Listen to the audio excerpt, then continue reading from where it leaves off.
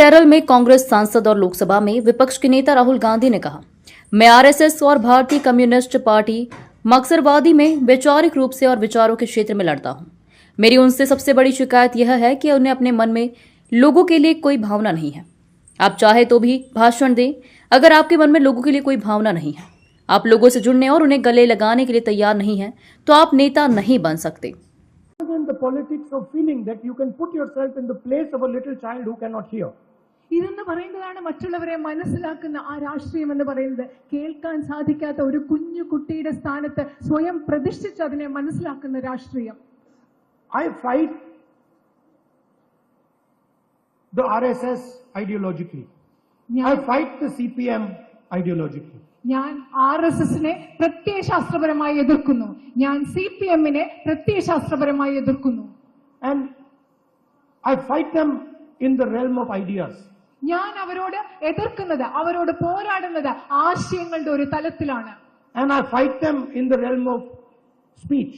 ഞാൻ അവരെ എന്റെ സംസാരത്തിൽ, പ്രസംഗത്തിലാണ് അവരെ ഞാൻ ആശയപരമായി എതിർക്കുന്നത്. But my biggest complaint with them, is that they do not have feelings for people. എനിക്ക് അവരെ കുറിച്ചുള്ള ഏറ്റവും വലിയ പരാതി എന്ന് പറയുന്നത് RSSനും CPMനും ജനങ്ങളെ കുറിച്ചുള്ള വികാരങ്ങൾ, ചിന്തകൾ അവർക്കില്ല എന്നുള്ളതാണ് എന്റെ ഏറ്റവും വലിയ പരാതി. You can give whatever speeches you want. You can have whatever ideas you want. If you do not feel for people, if you're not ready to connect with people, if you're not ready to hug people, you cannot be a leader.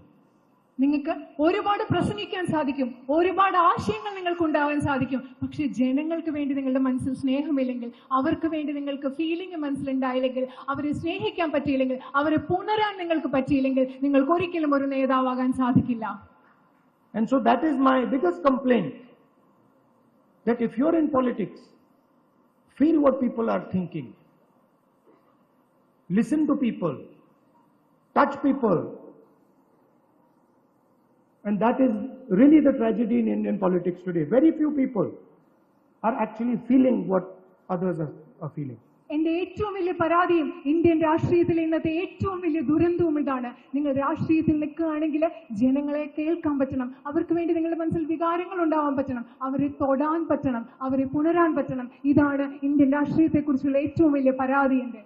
And it's an honor for me to come here and speak to you about Oommen Chandy ji.